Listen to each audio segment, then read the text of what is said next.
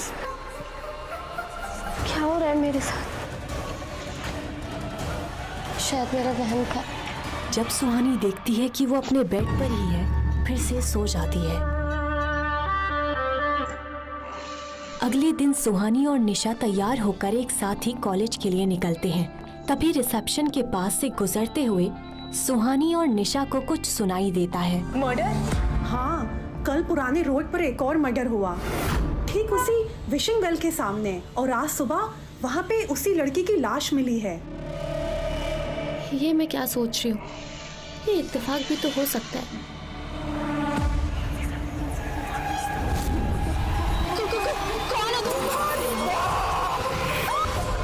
शायद इसी वजह से मुझे वो सपना आया। और वैसे भी निशा ने तो कहा था कि विशिंग वेल के आसपास अक्सर ही लोगों की लाशें मिलती हैं। क्या हुआ? सुना तूने? इधर आ। बाय द वे, आज वहाँ किसकी लाश मिली? ये लाश किसी जर्नलिस्ट की। वो कल रात को इन्वेस्टिगेशन के लिए पुराने रोड पर गई थी ना। सपने में वो लड़की एक जर्नलिस्ट ही लग रही थी। नहीं, ये सब मेरा वहम है। क्या हो रहा है यहाँ? चलो, कॉलेज का वक्त हो रहा है। देखा कितनी लकी हो तुम, वरना वो लाश तुम्हारी भी हो सकती थी। एग्जैक्टली। कल रात उस लड़के ने मेरी मदद नहीं की होती ना, तो शायद लाश मेरी ही होती। हाँ? कौन सा लड़का? निशा का सवाल सुन सुहानी थोड़ा संकोच करती है। वो निशा को इस बारे में बताना नहीं चाहती थी। क्या बात है, कल रात जंगल में तुम्हें कोई हीरो मिल गया? दिखता कैसा था? हैंडसम था। तुमने मुझे बताया क्यों नहीं? कुछ भी। अब चले कॉलेज। गलत बात है। फिर निशा सुहानी को और परेशान नहीं करती और वो दोनों कॉलेज के लिए निकल जाते हैं। लेकिन कॉलेज की ओर जाते समय सुहानी को ऐसा लगता है कि जैसे कोई छुपकर उसे देख रहा है। सुहानी, क्या हुआ? चल। हिमालय की वादियों में सेंट थॉमस कॉलेज बहुत खूबसूरत जगह पर था। ये कॉलेज हिमाचल प्रदेश का सबसे बड़ा कॉलेज है। यहाँ के स्टूडेंट्स या तो बहुत अमीर होते थे या बहुत इंटेलिजेंट। निशा बहुत अमीर थी और सुहानी इंटेलिजेंट, इसीलिए सुहानी को यहाँ एडमिशन मिल पाया था। वो आगे चलकर एक आईएएस ऑफिसर बनना चाहती थी। हाय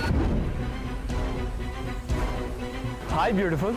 विवेक, कहाँ थे तुम? कब से तुम्हारा वेट कर रही हूँ। तुम्हें पता है उस विशिंग वेल के पास कल रात फिर से मौत हो गई किसी की।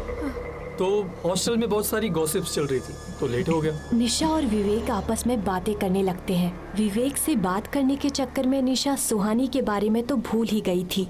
सुहानी वहीं खामोशी से खड़ी थी।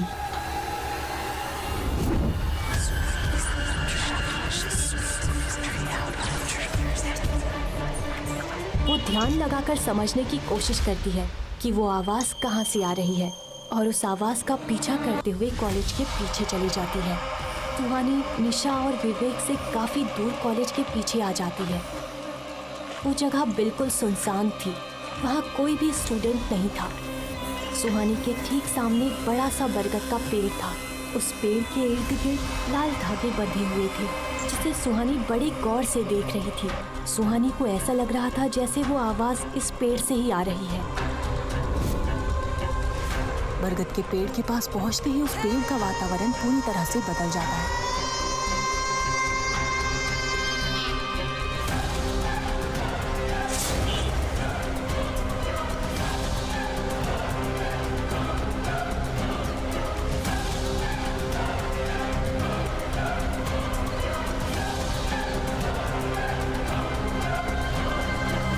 निशा के छूते ही सुहानी उसकी तरफ मुड़ती है। ऐसा लग रहा था कि वो अब तक होश में नहीं थी। पेड़ के आसपास का माहौल फिर से नॉर्मल हो जाता है। तुम इधर उधर क्या देख रही हो और तुम यहाँ क्या कर रही हो? सुहानी कोई जवाब नहीं दे पाती है क्योंकि उसे खुद को समझ नहीं आ रहा था कि वो वहाँ कैसे पहुँच गई। तुम्हें यहाँ नहीं आना चाहिए था। यहाँ स्टूडेंट्स का आना मना है। ये पेड़ हॉन्टेड है।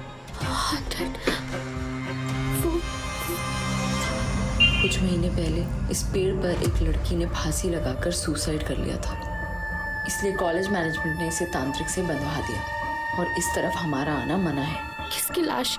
कौन थी वो लड़की?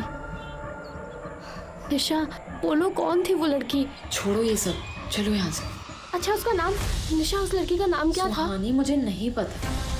छोड़ो ना ये सब, मुझे तुम्हें किसी से मिलवाना है। सुहानी और निशा के जाते ही उस जगह का माहौल फिर से बदल जाता है और जोरों से किसी के हंसने की आवाज वहाँ गूंजने लगती है। Vivek, meet my roommate Suhani, and Suhani meet my boyfriend Vivek. Hi Suhani, nice to meet you. आज कॉलेज में हर जगह कल रात हुए हादसे की बात हो रही थी। वो जर्नलिस्ट कॉलेज भी आई थी ना? हाँ, और वो उस विशिंग वेल के बारे में कुछ पूछ रही थी। निशा, उस कुएं को विशिंग वेल क्यों कहते हैं? तुम्हें पता नहीं है क्या? चलो मैं बताता हूँ। यहाँ के लोग मानते हैं कि उस कुएं के पास जाकर जो कुछ भी मांगो वो तुम्हें मिल जाता है। मिल तो जाता है, लेकिन उसके बदले में कुछ ऐसा छीन लिया जाता है जो तुम्हें बहुत प्यारा होता है। कहते हैं वहाँ सालों से एक आत्मा रहती है जो लोगों की विशेस पूरी करती है। पता नहीं विशेस पूरी होती है या नहीं, लेकिन कम से कम शिमला के लोग तो बिल्कुल नहीं जाते। सुहानी को ये कहानी काफी दिलचस्प लग रही थी। वो इस बारे में और भी जानना चाहती थी, लेकिन निशा उसे क्लास में चलने के लिए कहती है। सुहानी, निशा और विवेक एक साथ क्लास की तरफ बढ़ जाते हैं। तभी एक लग्जरी कार कॉलेज कैंपस में आकर रुकती है। उस कार के वहाँ आते ही कॉलेज कैंपस में बिल्कुल खामोशी छा जाती है। जब कार का दरवाजा खुलता है तो उसके अंदर से एक बहुत खूबसूरत औरत बाहर आती है। वो दिखने में इतनी खूबसूरत थी कि लड़के ही नहीं बल्कि लड़कियां भी उसे देखती रह जाती हैं। वो औरत कार से उतरकर कॉलेज के अंदर जाती है। चलते हुए वो औरत सुहानी के पास से गुजरती है तो वो सुहानी को एक नजर देखकर आगे बढ़ जाती है। उस औरत को देखकर सुहानी को अजीब सी बेचैनी हो रही थी। उसके वहाँ से जाने के बाद सभी चैन की सांस लेते हैं। ये लो, फिर से आ गई मैडम। हाँ, आएगी भी क्यों नहीं? कल पुराने रोड पर मर्डर जो हुआ है। ये है हमारी कॉलेज की ट्रस्टी मिस पद्मिनी सिंघानिया। ये बहुत ही अजीब है यार।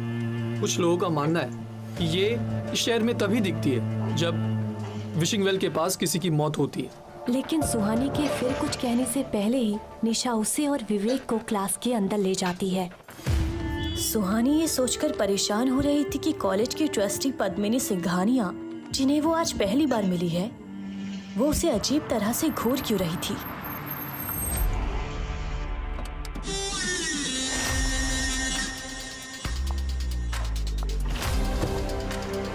बेवजह अनजानी चीजों को नहीं छेड़ना चाहिए।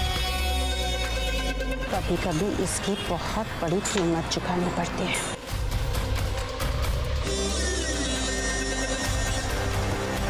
ये अभी अभी क्या बकवास करके गई?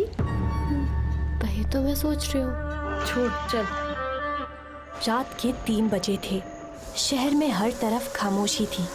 उसी बीच पुरानी रोड में एक लड़का बड़ी तेजी से चल रहा था और ये वही लड़का था जिसने सुहानी को साई से बचाया था।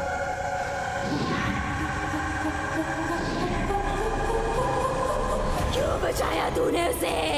प्लीज मासूम लोगों की जानें लेना बंद करो। तुम अच्छी तरह से जानते हो अब ये मौतें कभी नहीं रुकेंगी। अब मैं तुम्हें ये जाने लेने नहीं दूंगा। तुमने पहले भी कोशिश की थी, लेकिन होता वही है जो मैं चाहती हूँ। कौन है वो लड़की जिसे बचाने के लिए तू मेरे खिलाफ चला गया था? युवराज साई के गुस्से से वाकिफ था, इसलिए वो चुपचाप वहाँ से जाने के लिए मुड़ा। तुम कितनी भी कोशिश कर लो, अब वो मेरी नजर में आ चुकी है। कब तक बचाओगे उसे?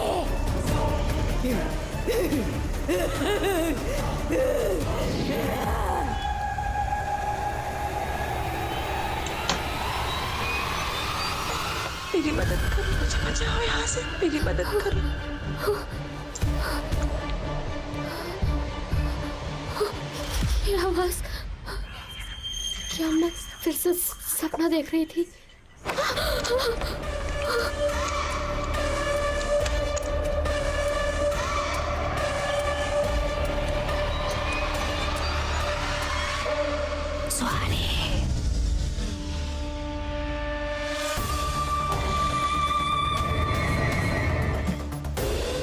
क्या उस साय ने उसे फिर से अपने वश में कर लिया था?